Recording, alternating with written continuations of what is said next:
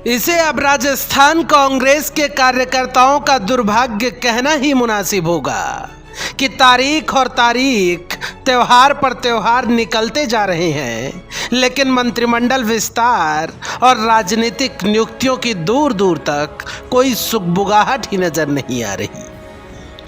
अब कांग्रेसी नेता और कार्यकर्ताओं का मनोबल इस कदर टूट चुका है कि ज्यादातर नेता अब यहां तक कहने लगे हैं कि अब ना ही हो तो बेहतर होगा, क्योंकि अब हो भी गया तो भला क्या हो जाएगा। खैर, इन सबके बीच अगर किसी की उम्मीदें नहीं टूटी हैं तो वो है सूबे के पूर्व मुख्यमंत्री सचिन पायलट। दरअसल सचिन पायलट ने मंत्रिमंडल विस्तार को लेकर अपनी एक बार फिर से चुप्पी तोड़ी और मीडिया से बातचीत के दौरान कहा कि मुझे अब लगता है कि अजय माकन ने जो कहा है वो वादे पूरे करेंगे और संगठन सरकार और मजबूत होगी।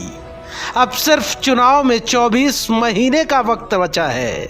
साथ ही पायलट ने कहा कि राजस्थान में 5 साल भाजपा और 5 साल कांग्रेस की परिपाटी को भी इस बार तोड़ना है।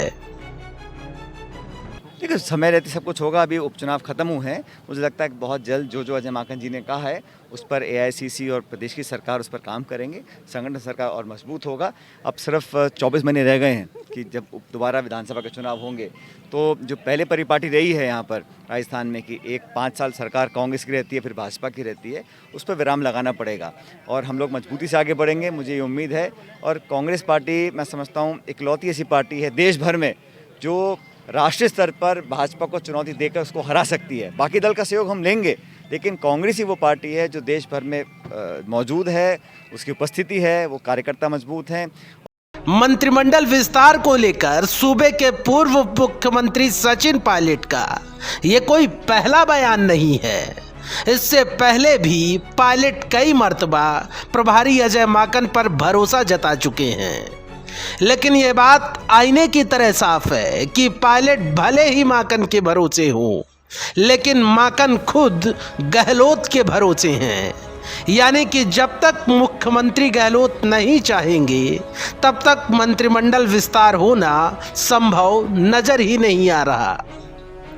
और वैसे भी कल के उपचुनाव के परिणामों में कांग्रेस ने जो प्रदर्शन किया है उससे मुख्यमंत्री गहलोत को और मजबूती मिली है और गहलोत कैंप पायलट गुट पर और हावी हो सकता है। खैर, पायलट ने उपचुनाव के परिणामों पर भी आज मीडिया से मुखातिब हुए और केंद्र सरकार पर हमला बोला। उन्होंने कहा कि कृषि कानून और महंगाई के खिलाफ जनता ने वोट किया है और कांग्रेस पार्टी को समर्थन मिला है। देश भर में उपचुनाव के परिणाम आए हैं, उससे बात स्पष्ट है कि देश भर में जो महंगाई की मार लोगों पे पड़ रही है, किसानों के खिलाफ जो कानून बनाए हैं, पेट्रोल डीजल 100 रुपये पार कर गया है, खाद मिल नहीं रही, इससे लोग नाराज़ हैं और जो व्यवस्था को चौपट करने का काम केंद्र सरकार ने किया है उसके विरोध में वोट पड़ा है। हिमाचल में पूरा स्वीप कांग्रेस पार्टी ने किया है। राजस्थान में जो 2 सीटों पे उपचुनाव हुए वहाँ भारी अंतर से कांग्रेस पार्टी जीती है। लेकिन महत्वपूर्ण बात यह है कि भारतीय जनता पार्टी कहीं तीसरे नंबर पर है, कहीं जमानत जब्त हो रही है, कहीं चौथे नंबर पर है। भाजपा जब सरकार में थी तो शासन चलाने लायक पार्टी नहीं रही और दुर्भाग्यवश आज वो विपक्ष के लायक पार्टी नहीं बची है। तो अंतर्विरोध है, लोगों ने बिल्कुल नकार दिया है और मैं समझता हूँ कांग्रेस पार्टी की जो शानदार जीत हुई है दोनों उम्मीदवारों की, वो कांग्रेस पार्टी को मजबूत करेगी। राहुल जी और सोनिया जी के नेतृत्व में जो हम लोगों ने आगे बढ़ने का काम किया है उसको जनता ने स्वीकार किया है और चाहे कर्नाटक हो, चाहे हिमाचल हो, चाहे राजस्थान हो, हर जगह शानदार प्रदर्शन रहा है। लोग अब थक चुके हैं, बदलाव चाहते हैं और भाजपा के शासन से लोग बहुत परेशान हैं, बस स्थापित हो चुकी है। कुल मिलाकर उपचुनाव संपन्न होते ही अब एक बार फिर से लोगों की निगाहें मंत्रिमंडल विस्तार पर टिक गई हैं और वैसे भी कयास लगाए जा रहे थे कि दिवाली बाद तो मंत्रिमंडल विस्तार होना तय ही है और माकन भी इशारा करके जा ही चुके हैं। ऐसे में यह देखना बेहद दिलचस्प होगा कि कांग्रेसी नेताओं और कार्यकर्ताओं का ये इंतजार आखिर कब खत्म होता है। Bureau report, the fact India.